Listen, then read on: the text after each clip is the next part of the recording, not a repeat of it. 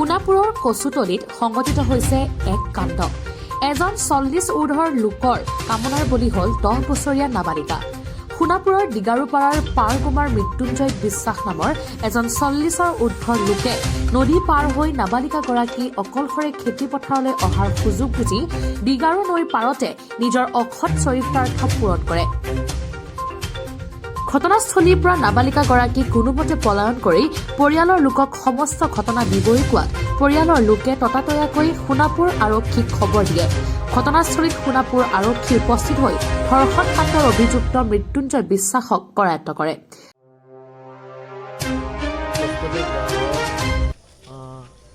এজনী কিশোৰী 11 বছৰৰ এজনী কিশোৰী সফিনা খাতুন নামৰ এজন কিশোৰীক দিগাৰুপাৰ পাৰকুমা এলেকাত এজন যুৱক নহয়, তেওঁ মানে সম্পূৰ্ণ 40 বছৰীয়া এজন বয়সীয়াল পুৰুষে আহি নদী পাৰ হৈ আহি তেওঁ বলৎকাৰ কৰিলে।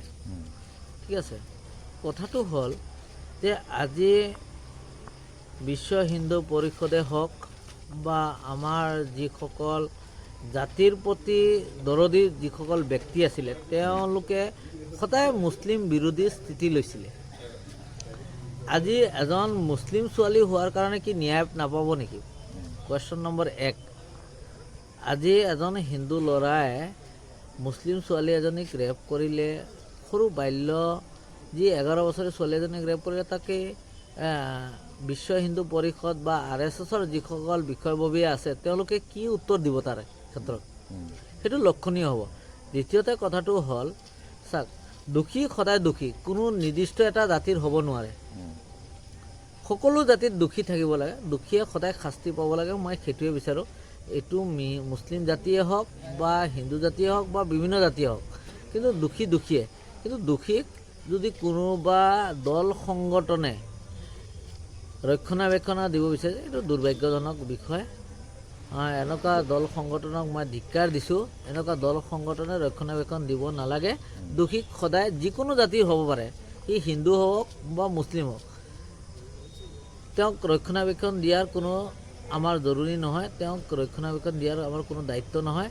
তেওঁক দোষীক শাস্তি দিয়াটো আমাৰ প্ৰথম লক্ষ্য হ'ব লাগে। কিন্তু আজি দেখা পাইছোঁ যে কিছুমান দল সংগঠন আহি ইয়াতে তেওঁক ৰক্ষণাবেক্ষণ দিবৰ কাৰণে আগভাগ লৈছে। মই অনুৰোধ জনাইছোঁ যে এইখন শংকৰ আজানৰ দেশ।